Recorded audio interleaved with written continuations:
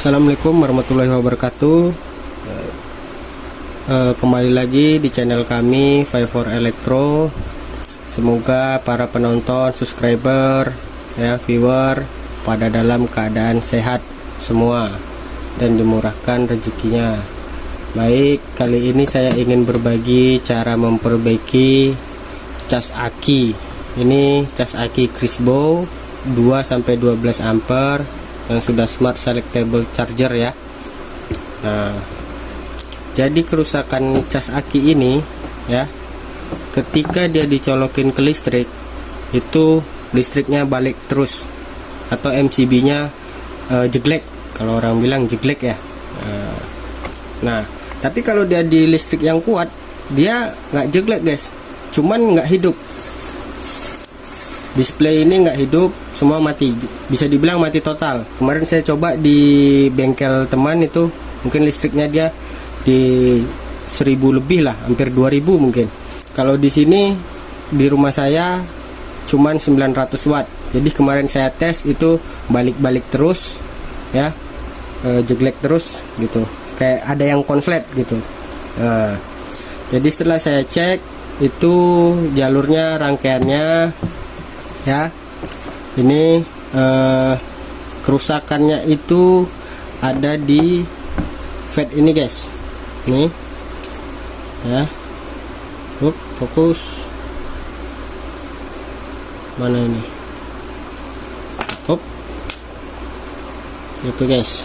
Nah, ini fednya P9NK70ZFP ya. Ini dia posisinya di sini guys, nih. Posisinya di sini. Ini bekas terbakar, ini gosong ya. Ini sudah saya cabut nih. Nah, jadi setelah saya cek di sini, dia penyebab listrik itu jeglek atau MCB meteran itu jeglek gitu, kalau yang tidak kuat ya. Gimana cara ngeceknya? Nah, itu maka saya sarankan tonton video ini hingga selesai, jangan di skip agar tidak gagal paham, dan semoga video ini bermanfaat bagi kita semua. Oke guys, lanjut ke pengecekan fed ini ya. Jadi sebelum menonton video ini, yang belum subscribe silahkan subscribe dulu guys, dan like video ini. Subscribe kalian sangat membantu channel ini agar lebih berkembang guys ya. Dan jangan tonton video ini dengan cara di skip guys, agar tidak gagal paham ya. Nah, sebelum kita lakukan pengecekan, kita butuh multimeter. Nah, ini guys, bisa yang digital, bisa yang analog. Nah, kalian arahkan selektor switchnya ke range dioda. Nih kodenya nih, yang logo seperti ini. Nah, arahkan ke range dioda ya. Lalu kalian taruh di ini, kan ada 3 pin. Kaki pertama ya, 3 pin ini atau kaki ya. Kaki pertama atau pin pertama itu gate, kaki kedua atau tengah itu drain, dan terakhir itu source. Yang ketiga nih, yang ketiga ini source ya, G D S ya, atau biasanya orang sebut seperti itu. Nah, cara pengecekannya, kalian taruh prop positif di sini ya, prop negatifnya di kaki drain, prop positif di gate, positif di kaki prop negatif di pin drain. Nah, itu angkanya 0 guys, nih 0 ya. Nah, di source di kaki S 0 juga, berarti ini source. Kita balik ya, kita balik nih 0 0. Nih kaki gate sama source ya, 0. Berarti fed ini sudah rusak atau jebol ya, bisa dibilang sudah short lah intinya. Nah, ini saya ada yang baru datang barangnya Kebetulan saya di sini susah sekali mencari spare part nih. Saya beli online dari spare part elektronik nih, P9NK ZFP. Baru datang tadi barangnya. Kita lakukan pengecekan dengan fed yang bagus ini ya, seperti tadi ini ya. Kalau tadi positif dulu boleh biar saya nggak dikira bohong guys. Nih plus ya di pin gate sama drain 0 ya, nggak bergerak ya. Kalau tadi kan 0 di kaki pin source nih, tetap tidak bergerak. Kalau tadi kan menunjukkan 0 ya. Nih ulangi nih,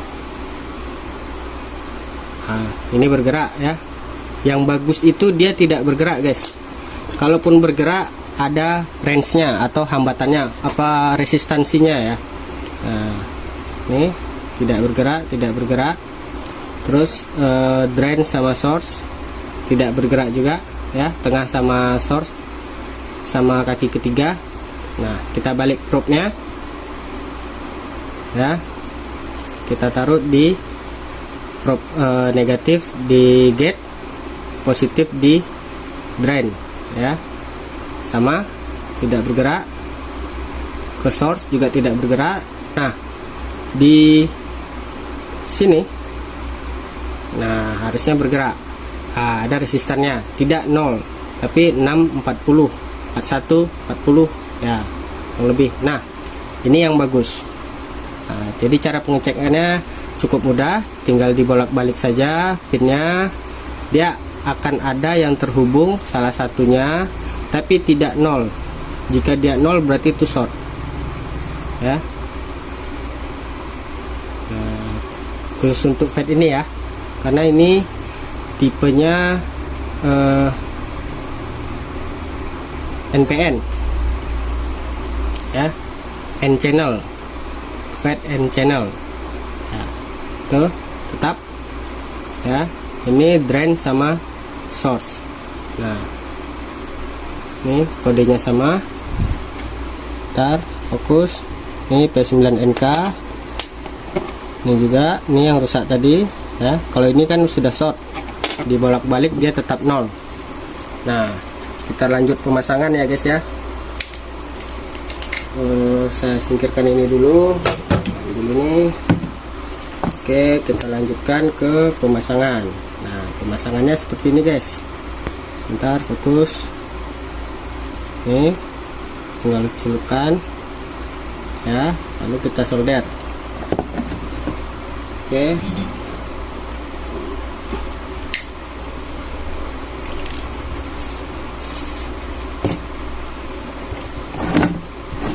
nah, kita solder guys.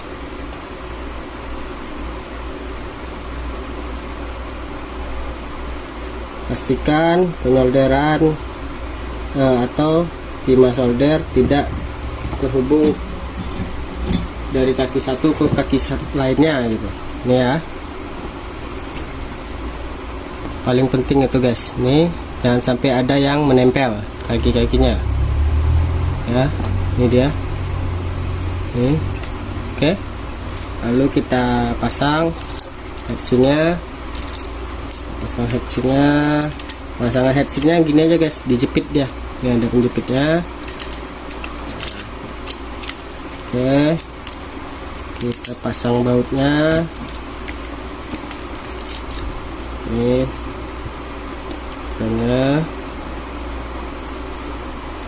kita pasang terlebih dahulu. Oke guys, pasang terlebih dahulu.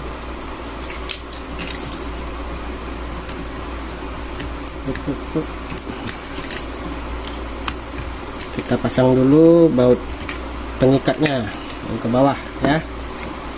Lalu kita bisa ikat, kita kuatkan atau kencangkan nih baut fednya agar dia menempel ke heatsink ini. Oke, sudah sekali bukan? Jika Anda memiliki cas aki dengan penyakit sama, ketika dicolokkan ke listrik itu MCB nya jeglek, Anda boleh ikuti cara saya guys. Tapi terlebih dahulu ya kita cek dulu di komponen-komponen ini ada yang kelihatan terbakar atau tidak gitu ya.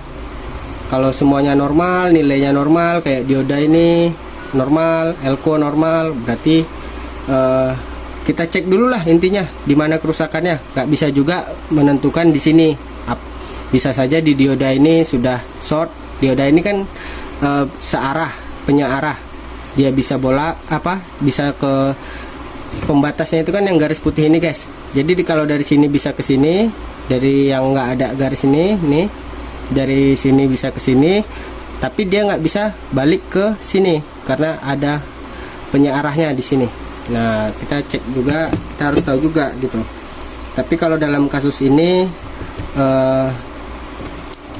pengecekannya saya temukan di sini kerusakannya di FET ini, di P9NK 70ZFP tadi kodenya ya. Nah ini setelah dipasang, nah, kita tes guys ya. Ini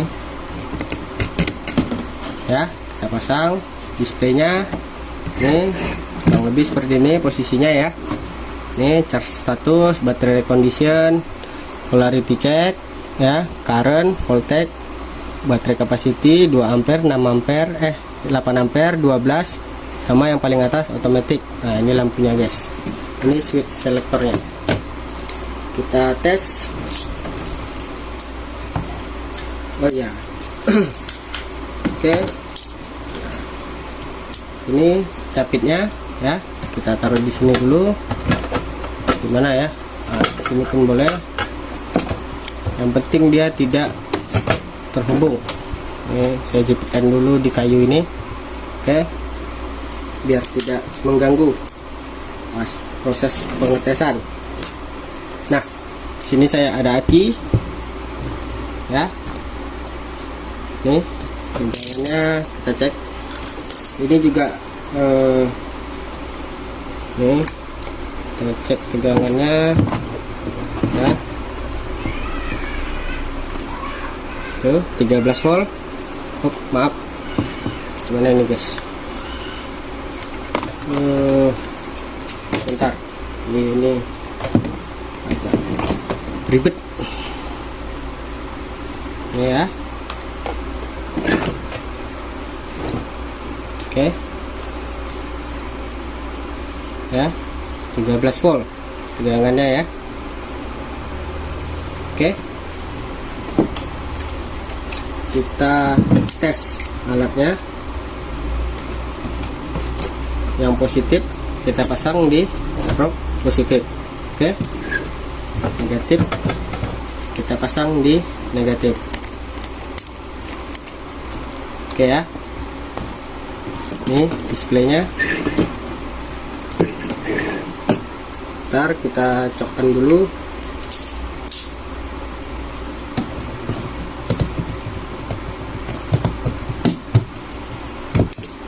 Nah, alhamdulillah hidup guys ya, normal. Nih charger status berkedip. Ini pengecasan, ampere pengecasan otomatis ya. Currentnya nih, lampunya. Nah, kita cek. Nah, ini tegangannya, pengecasannya, voltage-nya 14,6,7. Ini currentnya di 8 ampere, 0,8 ampere. Ini oke guys, ini setelah perakitan dipasang kembali baut-bautnya, posisinya ya. Nah ini FET yang kita ganti tadi, nih sudah saya beri thermal paste juga. Nah ini FET yang rusaknya, yang short tadi, P9NK dan 70 ZFP ya. Ini aki lagi saya kuras. Nah, cara pengecekan voltase aki dengan multimeter itu ini guys, kita arahkan selector switchnya ke 20 volt DC ya, 20 volt DC, karena ini aki 12 volt ya. Kalau ini 2 volt DC jatuhnya, 2000 mili ya. Ini 20 volt DC, 200 volt DC, bisa pakai yang 20 atau yang 200. Ini DC, kalau ini AC yang logonya ada gelombang di bawah. Nah, cara hubungkannya bisa di 20 bisa 200 bebas. Kalau perbedaannya itu di 20 volt DC dia nolnya ini 2 buah, 2 angka di belakang koma. Kalau ini 1 ya, saya contohkan. Kalau ini kita di 200 contoh, dia nih 12,6 ya, 1 angka. Ini 2 angka. Nah, jadi lebih rinci, 74 12,74. Kurang lebih seperti itu. Ini lagi saya kuras sebentar untuk ngetes. Nah ya, saya cabut nih. Oke, kita pasang nih stekernya, colokannya. Oke, hidup. Ini dia mati karena dia otomatis. Nanti ketika capit akinya sudah dihubungkan keduanya ya. Ini yang negatif ya, pasang ke negatif. Oke, perhatikan ya, mulai bekerja. Relay berbunyi, dia otomatis ngecas. Ini currentnya di 2 ampere. Ini dia otomatis. Kita bisa manual ya, bisa otomatis. Voltasenya di 13,1,2. Baterai kapasitasnya low ya, karena habis kita kuras. Nah, ini 2 ampere, kita bisa manual 8 ampere ya. Nah, kalau 8 ampere ke atas itu fan-nya bekerja guys, otomatis ya. Kalau kita pilih ampernya di 8 ampere pengecasan, itu fan bekerja di 8 ke atas dia bekerja. Kalau otomatis dia mati karena bebannya tidak terlalu berat.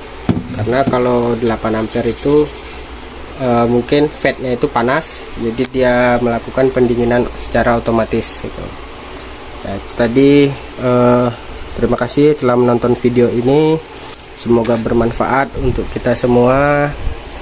Dan jangan lupa yang belum subscribe dulu guys, serta like video ini karena subscribe kalian sangat membantu channel ini agar lebih berkembang lagi. Akhir kata, wassalamualaikum warahmatullahi wabarakatuh. Terima kasih dan semoga sehat selalu.